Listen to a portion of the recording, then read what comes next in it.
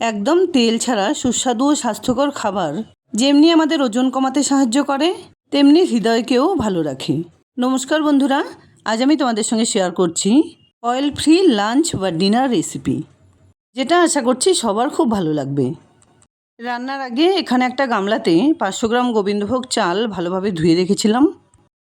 Gas on করে সেই গামলাটা তার উপরে বসিয়ে দিলাম। এটা রান্নার জন্য গোবিন্দভোগ চালের বদলে ভালো কোয়ালিটির আতপ চালও নিতে পারো। আর এই বাটিতে 250 গ্রাম সোনামুগ ডাল ভালোভাবে ধুয়ে রেখেছি। ডালগুলোকেও চালের মধ্যে দিয়ে দিলাম। এবার এর মধ্যে সেই বাটি দিয়ে পরিমাণ মতো জল দিয়ে দিচ্ছি। এখানে কিন্তু জলের কোনো মাপ নেই। আর এই প্লেটে আমি কিছু সবজি কেটে নিয়েছি, সেগুলো এবার এর মধ্যে দিয়ে দিলাম। সবজি হিসেবে আমি এখানে দিয়েছি আলু, পেঁপে, কুমড়ো, পটল, ঝিঙে, উচ্ছে আর গাজর। তোমরা অবশ্যই তোমাদের পছন্দ মতো সবজি ব্যবহার করতে পারো। সব কিছু একসঙ্গে করে একটু নাড়াচাড়া করে ঢেকে 2 মিনিট রান্না করে নেবার পর ঢাকনা খুলে এর মধ্যে যে ফেনা তৈরি হয়েছে সেগুলো একটু ফেলে দিলাম। আর সঙ্গে মিশিয়ে দিলাম পরিমাণ মতো নুন। আর এর সঙ্গেই মিশিয়ে দিলাম আগে থেকে কেটে ধুয়ে রাখা কিছু পুঁই শাকের ডগা। সঙ্গে দিলাম কয়েকটা কাঁচা লঙ্কা। যারা ঝাল পছন্দ করে না তারা অ্যাভয়েড করবে। এটা কিন্তু এই রেসিপিতে দারুণ লাগবে খেতে। এই শাক পছন্দ না হলে অবশ্যই পালং বা কলমি শাকও ব্যবহার করতে পারো। চাল, ডাল, সবজি একসঙ্গে রান্নার সময় এরকম অনেকটা পরিমাণে ফেনা উঠবে।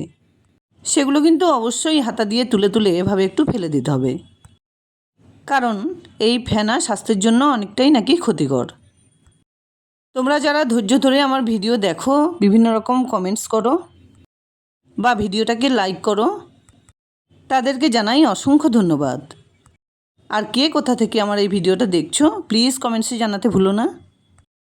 আর তাছাড়াও আমার ইউটিউব চ্যানেলটি তোমাদের সাবস্ক্রাইব করে নেবার অনুরোধ রইল। সেখানেও বিভিন্ন ধরনের অ্যাট্রাকটিভ ভিডিও দেওয়া রয়েছে।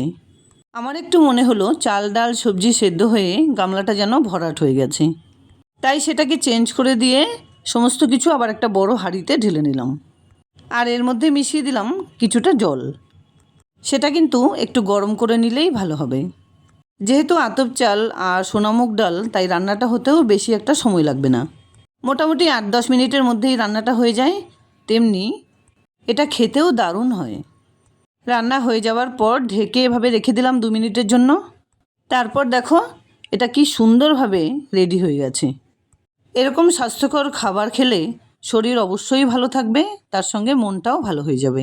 যারা এই রান্নাতে একটু তেল ব্যবহার করতে চাও, অবশ্যই নামানোর আগে 1 টেবিল চামচ কাঁচা সর্ষের তেল দিয়ে নিতে পারো। আমি থালাতে কিছুটা পরিমাণে পরিবেশন করে উপর দিয়ে ছড়িয়ে দিলাম একটুখানি ঘি। যাই হোক, গরম গরম দুর্দান্ত স্বাদের এই রেসিপিটি একদম রেডি। রান্নার প্রসেসটা ভালো লাগলে লাইক, শেয়ার, কমেন্টস করতে ভুলবে না প্লিজ। আর এরকম নিত্য নতুন রান্নার আপডেট পাওয়ার জন্য প্লিজ চ্যানেলটাকে সাবস্ক্রাইব করে পাশে থাকা বেল আইকনটা অলে করে দিও। দেখা হচ্ছে নতুন কোনো রেসিপি নিয়ে। ভালো থেকো, ধন্যবাদ।